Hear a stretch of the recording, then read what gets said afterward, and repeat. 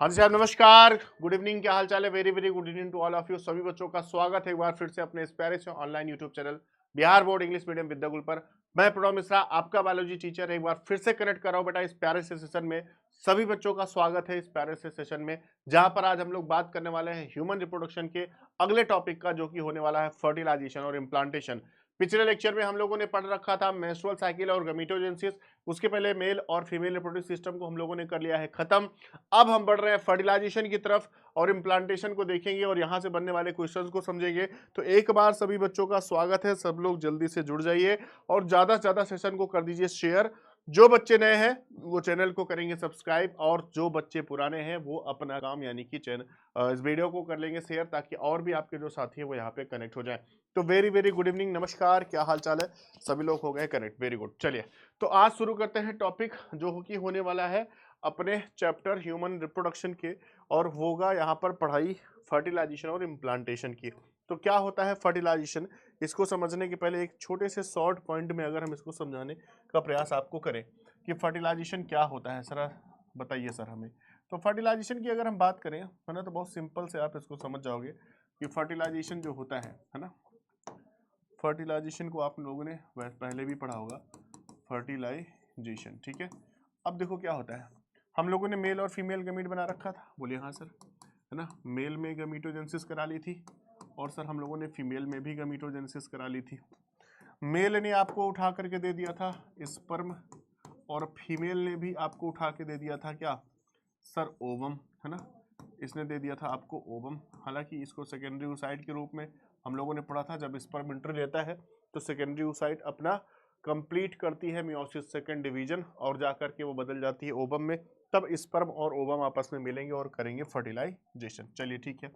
अब क्या हुआ, ये दोनों आपस में करते हैं फ्यूज, और फ्यूज होने के बाद इनका जो फ्यूजन होता है ना, यही आपको कहलाएगा फर्टिलाइजेशन। क्या कहलाएगा? फर्टिलाइजेशन। और फर्टिलाइजेशन होने के बाद ये जो बदलेंगे वो किस में बदलेंगे सर? ये बदल जाते हैं जाइगोट में। अब लगे हाथ एक चीज और क्लियर कर लीजिएगा कि जो ये जाइगोट होता है ये हैप्लॉइड होता है कि डिप्लॉइड, क्योंकि आप बहुत अच्छे से जानते हैं जो आपका स्पर्म्स थे वो गैमीट है तो वो हैप्लॉइड थे, आपके ओवम भी गमीट था, हैप्लॉइड था, लेकिन जब ये दोनों मिलेंगे तो जाइगोट बनेगा डिप्लॉइड। ये होता है 2n, यानी कि डिप्लॉइड जाइगोट का फॉर्मेशन हो जाता है। और ये जो जाइगोट है ये आगे अब डेवलपमेंट शुरू करेगा और ये बदलेगा धीरे धीरे एम्ब्रियो में, और यही एम्ब्रियो में कुछ एम्ब्रियोनिक डेवलपमेंट होगा और ये पूरा का पूरा एक न्यू ऑर्गेनिज्म में बदल जाता है ना। तो ये जो प्रक्रिया होती है जहाँ पर एम्ब्रियो बदलता है न्यू ऑर्गेनिज्म में, इसको बोलते हैं एम्ब्रियोनिक डेवलपमेंट। क्या कहा जाता है बेटा? Embryonic development. इसको हम लोग पढ़ेंगे आगे, है ना, इसको हम लोग पढ़ेंगे आगे। तो ये पूरी प्रक्रिया चलती है फर्टिलाइजेशन की और एक सेक्सुअल रिप्रोडक्शन की, जहाँ पर हम देखते हैं कि स्पर्म और ओवम फ्यूज करके जाइगोट बनाता है, वो जाइगोट एम्ब्रियो में बदलता है, वहाँ पर डिवीजन होता रहता है और वो धीरे से धीरे आगे चल के नए ऑर्गेनिज्म में बदल जाता है। ठीक है, इस चीज़ों को लिखोगे कैसे? हम जानते हैं कि जब कपुलेशन होता है, जिसको हम लोग क्वाइटस के नाम से भी जानते हैं बायोलॉजिकली, सीमेन जो होते हैं वो रिलीज कर दिए जाते हैं किसके द्वारा? By the penis into the vagina. और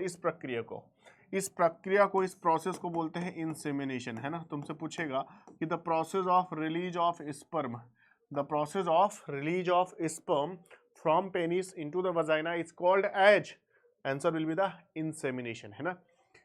स्पर्म का पेनिस के रास्ते वजाइना में डिस्चार्ज होना, रिलीज होना क्या कहलाता है? तो आंसर होगा सर इंसेमिनेशन कहलाता है। Very good. Now the motile sperms, यानी कि स्पर्म्स के पास मोटिलिटी कैपेसिटी है, वो मूव कर सकते हैं क्योंकि उनके पास टेल है और एटीपी भी है। हम लोगों ने देखा था उसके मिडिल पॉइंट में, वहां पर माइटोकॉन्ड्रिया प्रेजेंट थे जिन्होंने उनको भरपूर एनर्जी दी है।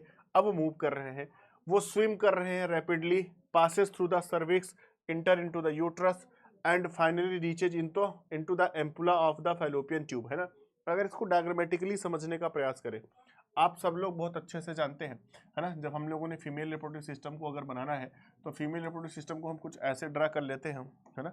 यहाँ पर हम लोगों ने क्या देखा है कि ये आपका फैलोपियन ट्यूब होगा, यहाँ पर कुछ मेल रिप्रोडक्टिव सिस्टम को ऐसे करके हम यहाँ पर बना लेते हैं फीमेल रिप्रोडक्टिव सिस्टम को।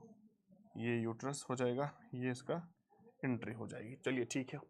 अब लगे हाथ यहीं पर हमारे पास होता है फिम्बरी, है ना, और यहाँ पर भी हम देखते हैं लगे हाथ अपनी फिम्बरी फिंगर लाइक प्रोजेक्शंस होते हैं। इसी से अटैच्ड होती है अपनी ओवरी, इसी से अटैच्ड होती है अपनी ओवरी, और ओवरी को सपोर्ट करते हुए कुछ यहाँ पर लगे होते हैं लिगामेंट्स, है ना, कुछ यहाँ पे लगे होते हैं लिगामेंट्स। चलिए ठीक है, ये बात भी हम समझ गए। ये जो पार्ट था, ये पार्ट क्या कहलाएगा सर? ये पार्ट कहलाता है इस्थमस। सर ये पार्ट क्या कहलाता है? सर ये पार्ट कहलाता है एम्पुला, थोड़ा सा चौड़ा पार्ट होता है। ये पार्ट क्या होता है सर? ये कहलाता है इनफंडिबुलम, है ना, इनफंडिबुलम कहलाता है। और ये जो फिंगर लाइक प्रोजेक्शंस होते हैं सर, इनको कहते हैं फिम्बरी, इनको कहते हैं फिम्बरी। ये पूरा पार्ट क्या है सर? ये पूरा का पूरा पार्ट है फैलोपियन ट्यूब का। ये पूरा पार्ट किसका होता है सर? ये फैलोपियन ट्यूब का पार्ट होता है। इसी को हम लोग कुछ और कहते हैं क्या सर? कहते हैं ना, और इसको कह सकते हैं ओविडक्ट, इसको हम लोग कहते हैं ओविडक्ट। ये एक रफली स्ट्रक्चर में ड्रॉ कर रहा हूँ, है ना, आपको समझने के लिए, ताकि आप आसान हो जाए। ये आपकी है ओवरी, ये आपकी है ओवरी, है ना। यहाँ पर आप देखते हैं ये मेन है आपका यूट्रस, है ना, ये है यूट्रस, है ना, ये इसके पार्ट होते हैं। ये फंडस रीजन होता है, ये फंडस रीजन होता है। यहाँ पर आप देखते हैं निचला हिस्सा सर्विक्स कहलाता है, और उसके निचला हिस्सा कहलाता है वजाइना, उसका निचला हिस्सा कहलाता है वजाइना। अब इन चीज़ों को बहुत ध्यान से समझिएगा। जैसे ही स्पर्म्स यहाँ पर एंट्री लेंगे, है ना, इंसेमिनेशन हुआ और स्पर्म्स यहाँ पर रिलीज कर दिए गए। चलिए स्पर्म्स बहुत सारे यहाँ पर रिलीज हो गए। अब स्पर्म्स मूव करना शुरू करेंगे, हाँ मूव कर रहे हैं, मूव करना शुरू कर रहे हैं, स्पर्म्स मूव कर रहे हैं। अब इसके पास दोनों तरफ का रास्ता होगा, इधर भी स्पर्म्स जाएंगे और इधर भी स्पर्म्स जाएंगे। क्वेश्चन ये बनता है कि कौन सा स्पर्म फर्टिलाइज करेगा? डिपेंड करेगा कि किधर का ओवम रिलीज हुआ है। मान लीजिए उस दौरान जब ये स्पर्म्स आ रहे थे, इस ओवरी ने, है ना, ओव्यूलेशन किया था, और यहाँ पर आपका सेकेंडरी oocyte मौजूद थी, यहाँ पर सेकेंडरी oocyte मौजूद थी। तो ये स्पर्म्स इधर आएंगे, और ये सेकेंडरी oocyte जैसे ही स्पर्म की एंट्री होगी, ये बदल जाएगी ओबम में, ये बदल जाएगी ओबम में। इधर से मिलेगा स्पर्म, इधर से मिलेगा स्पर्म, और ओबम दोनों मिलकर के यही बना देंगे क्या? जाइगोट, यही बना देंगे जाइगोट। और ये जाइगोट फिर से इधर ही मूव करेगा और आकर के यही इम्प्लांटेशन होगा, ये यहीं पर, है ना। तो यानी कि एम्पुला और स्थमस का जो जंक्शन होता है, स्थमस एम्पुलरी जंक्शन, इसी पर होता है फर्टिलाइजेशन। यहीं पर क्या होता है? फर्टिलाइजेशन। ये क्वेश्चन यहाँ पर तैयार कर लो कि फर्टिलाइजेशन, हालांकि क्वेश्चन में दोनों देकर मिला सकता है कि एक्चुअली फर्टिलाइजेशन कहाँ पर होता है? एम्पुला पर या स्थमस पर या स्थमस एम्पुलरी जंक्शन पर। तो आप बहुत अच्छे से बता सकते हैं कि सर जब भी कभी ये क्वेश्चन बनेगा, अगर स्थमस एम्पुलरी जंक्शन दिया गया है, इसको आप मोर करेक्ट मानिएगा। अगर जंक्शन का पार्ट नहीं है तो आप एम्पुला करेक्ट करके आएंगे, आप एम्पुला करेक्ट करके आएंगे, क्योंकि स्थमस में वो पार्ट होता है जो साइट ऑफ कैपेसिटेशन, है ना। यहाँ पर कैपेसिटेशन होता है। कैपेसिटेशन क्या होता है? हम लोगों ने पढ़ रखा है मेल के एपिडिडाइमिस में, मेल रिप्रोडक्टिव सिस्टम के एपिडिडाइमिस में स्पर्म्स क्योंकि बहुत दूर तक एंट्री करेंगे, ये मेल रिप्रोडक्टिव बॉडी से निकल करके फीमेल की बॉडी में आएंगे, रास्ते में इसको बहुत डिस्टर्बेंस भी हो सकता है, तो इसके ऊपर एक कोलेस्ट्रॉल की कवरिंग चढ़ती है। उस प्रक्रिया को बोलते हैं डीकैपेसिटेशन। क्या कहते हैं? डीकैपेसिटेशन। तो वो जो कवरिंग थी उसको यहाँ पर रिमूव किया जाएगा स्थमस में, और उस प्रोसेस को बोलते हैं कैपेसिटेशन। तो जब कवरिंग रिमूव कर दी जाती है ना, तो अब स्पर्म्स जो अपने ऊपर कवरिंग लेकर के आया था, ये यहाँ से हटा दिया गया। अब ये पूरी तरीके से स्पर्म्स ओपन हो चुके हैं, और ओपन होकर के यहाँ पर फर्टिलाइज कर सकते हैं। तो यानी कि फर्टिलाइजेशन का पूरा श्रेय हम किसको देंगे? तो जब भी फर्टिलाइजेशन की बात आएगी तो फर्टिलाइजेशन की जगह हम देंगे एम्पुला को, या इससे ज़्यादा करेक्ट होगा स्थमस एम्पुलरी जंक्शन। ये पूरी कहानी यहाँ पर चलेगी। जाइगोट बन जाएगा, फिर एक सेल होगी, है ना, एक सेल जाइगोट बनेगा, एक से दो सेल, दो से चार सेल, चार से आठ सेल, और होते होते ये लौटेगा ऐसे ही, और आकर के यही यूट्रस में ही इम्प्लांटेशन होगा, यहीं पर जाकर के इम्प्लांटेशन होगा, है ना, इम्प्लांटेशन होगा। और किस वॉल में होगा? आप बहुत अच्छे से जानते हैं यूट्रस की 3 वॉल होती है ना, पेरीमेट्रियम, फिर यहाँ पर देखने को मिलेगी तुम्हें मायोमेट्रियम, और जो इरेगुलर लेयर होती है ना, यानी कि इंडोमेट्रियम, वही इसको अंदर कैप्चर कर लेती है। तो इंडोमेट्रियम वॉल के अंदर, है ना, इंडोमेट्रियम वॉल के अंदर ये जाकर के धंसेगा, तब यहाँ पर होगा इम्प्लांटेशन। अब इतनी सारी घटना को स्टेप बाय स्टेप हम लोग पढ़ते चलते हैं, बस समझ में आ जाएगा। क्लियर हो गया? चलो एक बार क्यों ना इसको तुम्हें डायग्राम के थ्रू भी दिखा दें, एक वीडियो के थ्रू दिखा दें कि कैसे फर्टिलाइजेशन हुआ है, ठीक है ना। चलो जैसे मान लीजिए ओव्यूलेशन से कहानी को स्टार्ट करते हैं। देखो ओव्यूलेशन हो रहा है, 14th डे पर ओव्यूलेशन हुआ, ओवम बाहर आ रहा है। हालांकि ये ओवम नहीं है, आप बहुत अच्छे से जानते हैं, ये सेकेंडरी ओसाइट है ना। अब सेकेंडरी ओसाइट बाहर आ गई, उधर से स्पर्म आ गए, स्पर्म एंट्री ले रहे हैं, बहुत सारे स्पर्म आएंगे। जब बहुत सारे स्पर्म इस पर एंट्री करने के लिए कोशिश करेंगे तो यहाँ पर, क्योंकि ये सेकेंडरी ओसाइट के ऊपर काफ़ी सारी लेयर्स होंगी जो इसको प्रोटेक्ट करके रखी हैं। जोना पैलिसुडा है, कोरोना रेडिएटा है, ग्रेनुलोसा सेल्स हैं, थीका सेल्स हैं, ये सारी सेल्स जो है ना, इसको कवर करके रखी हुई है। लेकिन स्पर्म जब यहाँ पर एंट्री लेते हैं तो वो क्या करते हैं, धीरे धीरे इन लेयर्स को डिजोल्व करते हैं। जोना पैलिसुडा होगी, कोरोना रेडिएटा होगी, ये यहाँ पर रैप्चर होती है, टूटती है।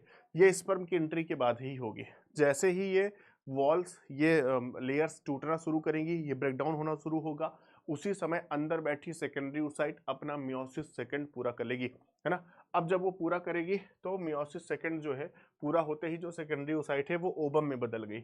अब ओबम में जब बदल गई तो स्पर्म यहाँ पर एंट्री लेगा। ध्यान से बता, जब इसका न्यूक्लियस इसके न्यूक्लियस के पास आएगा, मियोसिस सेकंड पूरी होगी। अब ये न्यूक्लियस यानी स्पर्म का न्यूक्लियस और साथ ही साथ इस ओबम का न्यूक्लियस आपस में कर जाएंगे फ्यूज। बस ये वो जगह है, ये वो पॉइंट है, ये पोजीशन है जहां पर हमने क्या देखा कि मेल का भी न्यूक्लियस यानी स्पर्म का न्यूक्लियस और फीमेल यानी कि ओबम का न्यूक्लियस दोनों आपस में क्या हो गए बेटा, फ्यूज हो गए हैं। जब ये फ्यूज हो गए तो यही प्रक्रिया कहलाएगी फर्टिलाइजेशन। अब फ्यूज होने के बाद ये जायगोट की तरह काम करने लगा। बोलो क्यों? क्योंकि स्पर्म का न्यूक्लियस जो कि एन था और ओबम का न्यूक्लियस जो कि एन था, दोनों आपस में मिल गए हैं। अब ये बन जगह है 2n, क्योंकि इस स्ट्रक्चर के अंदर दोनों के न्यूक्लियस है। बोलिए हाँ। तो जब दोनों के न्यूक्लियस है तो क्या ये अकेला n है? बोलिए नहीं, ये है n+n यानी कि 2n है। अच्छा, तो यानी कि ये जाइगोट है। अब इस जाइगोट में शुरू होगा क्लीवेज, डिवीजन, है ना। यानी कि इसी के अंदर हम देखना शुरू करेंगे धीरे धीरे, एक सेल से 2 सेल, 2 सेल से 4 सेल, 4 सेल से 8 सेल, 8 सेल से 16 सेल, फिर 32 सेल, फिर 64 सेल, ऐसे मतलब अंदर अंदर ही डिवीजन शुरू हो गया है ना। देखो अंदर अंदर, जब अंदर डिवीजन होना होता है उसको क्लीवेज बोलते हैं। यानी कि सेल, पूरी जो बड़ी सेल है वो नहीं डिवाइड हो रही, उसके अंदर ही छोटे छोटे डिवीजन हो रहे हैं। देखो 2, 2 से 4, 4 से 8। अच्छा, ये फैलोपियन ट्यूब के अंदर घटना चल रही है। ये सारी घटना कहाँ पे चल रही है? फर्टिलाइजेशन कहाँ हमने लोगों ने देखा था? सर हम लोगों ने फर्टिलाइजेशन देखा था यहाँ पर। जब यहाँ हुआ है तो अब ये जाइगोट जो बना वो 1 सेल से 2 सेल, 2 सेल से 4 सेल, 4 सेल से 8 सेल करते करते ये वापस लौटेगा इसी यूट्रस की तरफ। ये वापस लौटेगा इसी यूट्रस की तरफ। और जब ये लौट रहा होगा उसी दौरान इसके अंदर ये चेंजेस भी हो रहे होंगे। 2 से 4 सेल, 4 से 8 सेल, 8 सेल से 16 सेल, ये सारे परिवर्तन यहाँ पर चल रहे होते हैं। चलिए ठीक है, जब ये परिवर्तन होने लगा, देखो अंदर खूब सारी सेल्स बनने लगी। अब ये धीरे धीरे आ गया यूट्रस में। जब ये यूट्रस के पास पहुंचेगा, ध्यान समझना, देखो अब अंदर खूब सारी माइटोसिस से खूब डिवीजन हो गया। देखो ये बन गया, है ना। जब खूब सारी सेल्स हो जाती हैं, है ना, अभी इसको पढ़ाएंगे। इसमें 2 सेल्स बनती हैं बाहर की तरफ इसको सपोर्ट करती हुई, है ना, ट्रोफोब्लास्ट लेयर होती है जो किनारे की सेल्स होती हैं, और बीच में एक ग्रुप ऑफ सेल या मास ऑफ सेल इकट्ठा हो जाता है जिसको हम लोग बोलते हैं इनर सेल मास। यही इनर सेल मास आगे चल के बनाएगा आपका एम्ब्रियो। और जो किनारे की जो लेयर थी, जो ट्रोफोब्लास्ट थी, वो सारी लेयर्स इसको प्रोटेक्शन देने का काम करेंगी। एमनियन, कोरियन, एलेंट्राइस और यॉक्सैक, ये जो होता है उस एम्ब्रियो को प्रोटेक्शन देता है। बाहर की लेयर्स होती हैं जो एम्ब्रियो को प्रोटेक्ट करके रखती हैं। तो इस प्रकार से डिवीजन यहाँ पर होगा। अब देख रहे हैं हम क्या कि ये पूरा का पूरा एक ब्लास्टोसिस्ट का फॉर्मेशन हो गया।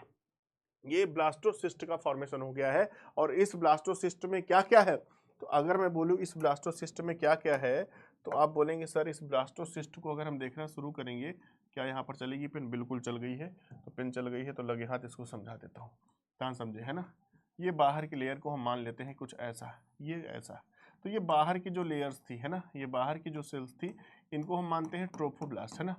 ये बाहर की लेयर को क्या हमने माना? ट्रोफोब्लास्ट। ध्यान से समझिएगा। और ये अंदर कुछ मास ऑफ सेल्स इकट्ठा हुआ होगा। जो मास ऑफ सेल इकट्ठा हुआ होगा, है ना, सेल का एक भंडार इकट्ठा हुआ होगा, इसको हम लोगों ने नाम दिया क्या बेटा? इसको हम लोगों ने नाम दिया इनर सेल मास। इसको हम लोगों ने क्या नाम दिया? Inner cell mass. देखो अंदर कुछ मास ऑफ सेल दिख रहा होगा और बाहर से एक प्रोटेक्टेड लग रहा होगा। बीच में कैविटी होगी, ये कैविटी है ना, ये कैविटी है, इसको नाम देते हैं ब्लास्टोसील, ब्लास्टोसील कैविटी। चलिए, ये अंदर जो बना है इसको क्या बोलेंगे? सर इसको बोलेंगे इनर सेल मास, इसको बोलते हैं इनर सेल मास। अच्छा, ये इनर सेल मास जो है यही आगे चल के एम्ब्रियो में बदलेगा। यही आगे चल के भ्रूण में बदल जाएगा, एम्ब्रियो यानी कि भ्रूण में बदल जाएगा। और जो ट्रोफोब्लास्ट थी ये डिवाइड होगी तो ये बनाएगी इसकी लेयर्स कौन कौन सी, सर ये बनाएगी एमनियन, सर ये बनाएगी कोरियन, सर ये बनाएगी एलेंटवाइस, है ना, सर ये बनाएगी एलेंटवाइस, है ना। साथ ही साथ यॉर्क सैक का फॉर्मेशन भी यहाँ पर हो रहा है, यॉर्क सैक का फॉर्मेशन हो रहा है। तो ये क्या है, ये लेयर फॉर्मेशन कर रही हैं, इस एम्ब्रियो के चारों तरफ लेयर्स का फॉर्मेशन कर रही हैं। कुछ इस प्रकार का डेवलपमेंट यहाँ पर देखने को मिल जाएगा। अच्छा चलिए शुरू करते हैं। अब क्या हुआ, जब ये हुआ तो अब देखो ये अटैचमेंट होगा कहाँ पर, ये देखो ये हो गई आपकी यूट्रस की लेयर, अंदर की लेयर सबसे, जो कि क्या थी, सबसे अंदर की लेयर कौन सी थी, सर ये थी एंडोमेट्रियम वॉल, सर ये थी एंडोमेट्रियम वॉल। और एंडोमेट्रियम वॉल में ही ध्यान से देखिए इनर सेल मास वाला हिस्सा इसी में धंसता जा रहा है, इनर सेल मास वाला इसी में धंसता जा रहा है और ये धंस रहा है। अच्छा धंसते धंसते हमने क्या देखा, जब ये इसमें धंस गया, इनर सेल मास के अंदर चला गया, तो वो लेयर्स जो थी इनर सेल मास वाली इसको पूरा अपने अंदर ग्रैस्प कर ली, ऐसे कवर कर ली। मतलब ये जो ब्लास्टोसिस्ट था ये जब गया एंडोमेट्रियम में तो एंडोमेट्रियम ने चारों तरफ से इसको घेर लिया, मतलब अपने अंदर एक तरीके से समाहित कर लिया। यही जो प्रोसेस होती है इसको बोलते हैं इम्प्लांटेशन। अब जब इम्प्लांटेशन हो गया तो इसमें डिफरेंट डेवलपमेंट चेंजेस होंगे। अगले 9 महीने बाद हम क्या देख रहे हैं, अगले 9 महीने बाद इसमें खूब सारा परिवर्तन होगा, बॉडी के साथ जो भी चेंजेस होते हैं वो हम लोग पढ़ेंगे ही। और चेंजेस होने के बाद यहाँ पर पूरे बेबी बर्थ हो जाती है, यानी बेबी का पूरा फॉर्मेशन हो जाता है। ये पूरी प्रक्रिया होती है फर्टिलाइजेशन की और इम्प्लांटेशन की। मुझे लगता है चीज़ें सबको समझ में आ गई होंगी बहुत अच्छे से, ठीक है। अच्छा अब इन्हीं चीज़ों को लिखोगे कैसे, इसको ऐसे पढ़ते हुए चलो अब तो कहानी की जैसा है, कुछ है नहीं। तो जब स्पर्म वहां पर आए, जिसको हम लोगों ने इंसेमिनेशन बोला, मूव करते करते वो सर्विक्स और यूट्रस के रास्ते फैलोपियन ट्यूब में पहुंच गए। The ovum release by the ovaries also transported to the ampulla, जहां पर फर्टिलाइजेशन टेक्स प्लेस होता है। तो किस रीजन में आया, सर एम्पुला रीजन में। कह दीजिए आप तो आसान लग रहा है, इधर से ओवरी से निकलता हुआ ओवम भी कहां पर आ गया है, सर एम्पुला रीजन में, इधर से स्पर्म भी आ गया, यहीं पर तो फर्टिलाइजेशन हमें कराना है। सर अब आसान लग रहा है, बिल्कुल।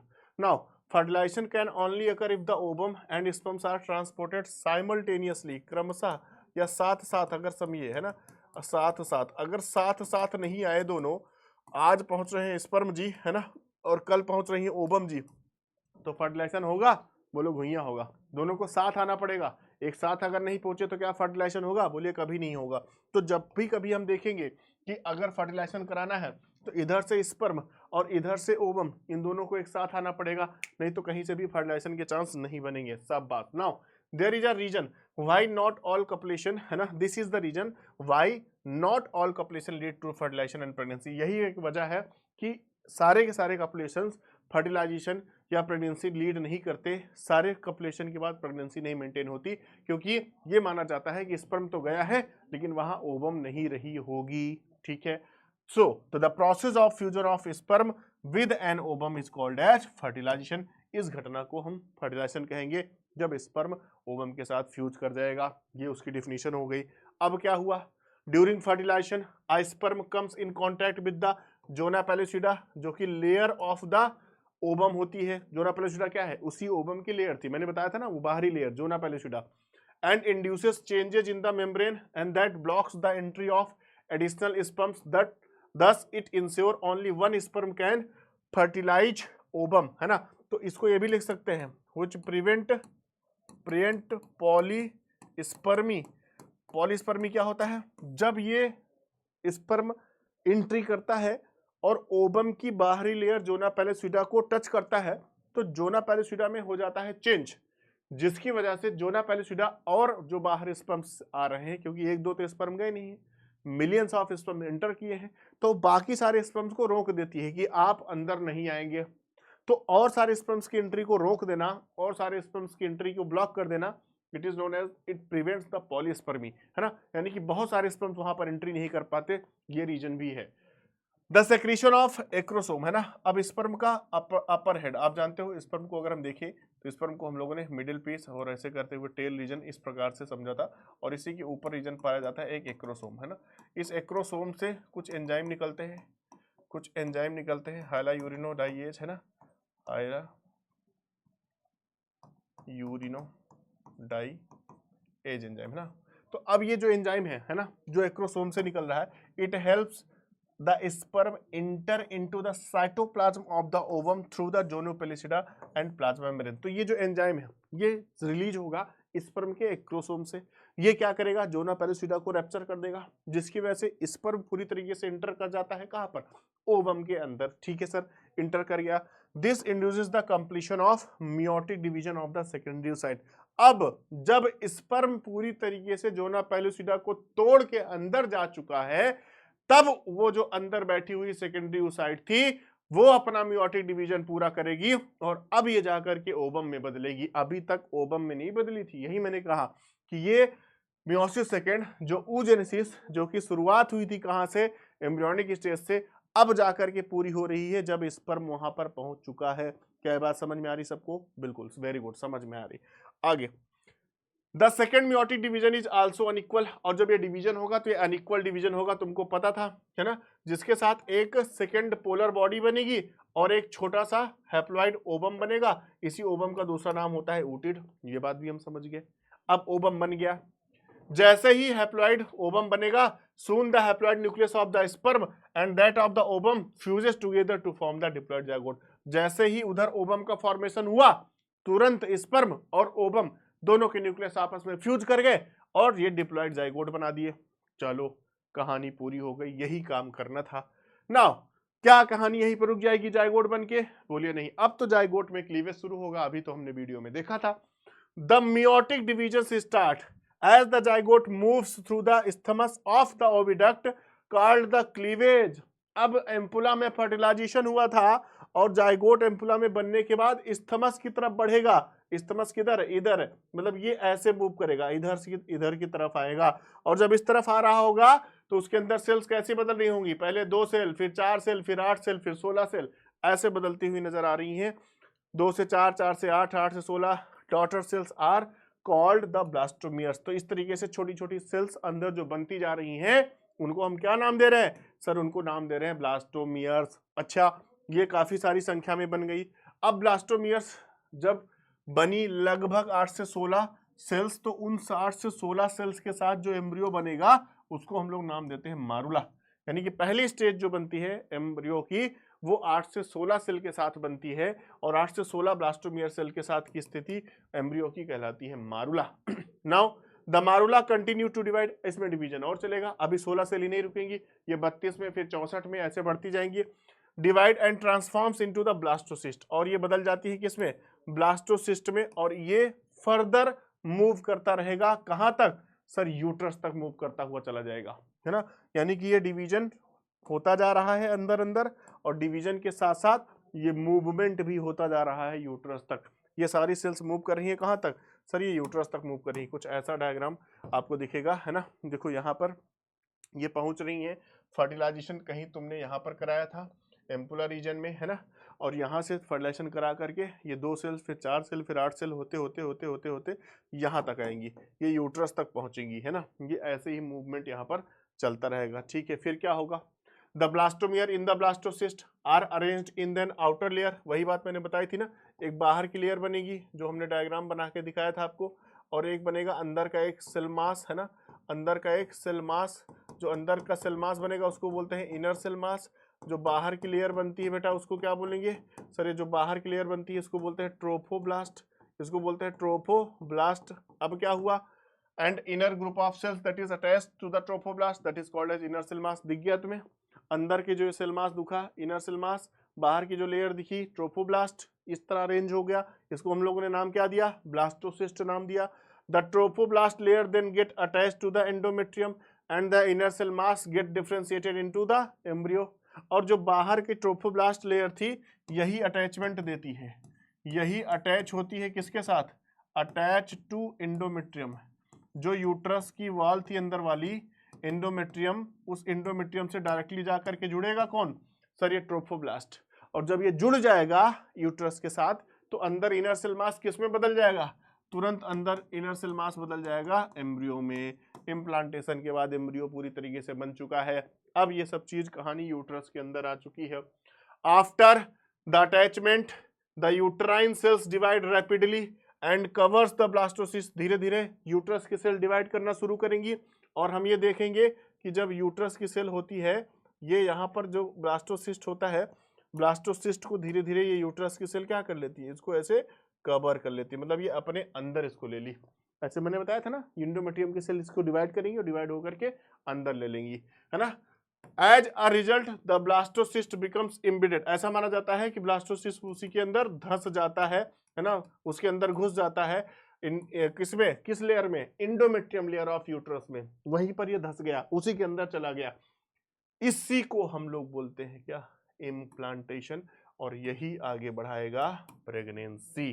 बस यहीं पे थी कहानी, यही थी इतनी घटना जो हम लोगों को पढ़नी थी। ये स्टेजेस थे। फर्टिलाइज के बाद 2 सेल स्टेज आई, फिर 4 सेल स्टेज आई, फिर 8 सेल स्टेज आई, फिर 16 आई, फिर ब्लास्टोसिस्ट बना। ब्लास्टोसिस्ट का इम्प्लांटेशन होगा, और इम्प्लांटेशन जब हो गया, यही जब इम्प्लांटेशन के लिए चला जाएगा, तो इम्प्लांटेशन के बाद हम क्या देखेंगे कि फीटस बनना शुरू हो जाएगा। पहले 5 हफ्ते का, फिर 10 हफ्ते का, है ना, 20 हफ्ते, 40 हफ्ते, और फिर पूरा का पूरा एक छोटे से नन्नू से मुन्ने से रिंकू जी पैदा हो जाएंगे। समझ गया। ये थी पूरी कहानी फर्टिलाइजेशन की और इम्प्लांटेशन की। आशा नहीं अपितु पूर्ण विश्वास है कि जिन लोगों ने बहुत ध्यान से क्लास को देखा होगा, उन सबको ये पूरी प्रोसेस समझ में आ गई होगी। कैसा लगा वीडियो कमेंट सेक्शन में ज़रूर बताएंगे, अपने दोस्तों के साथ ज़रूर शेयर करेंगे, और भी बच्चे जिनको आपको लगता है कि ये बात बतानी चाहिए, उनके साथ आप शेयर कर लेंगे। चैनल पे यदि नए हैं तो सब्सक्राइब कर लेंगे। ऐसे ही शानदार वीडियो के साथ जल्द मिलेंगे। तब तक के लिए आप अपना ख्याल रखेंगे, पढ़ाई को जारी रखेंगे। नमस्कार, take care, thank you, bye bye.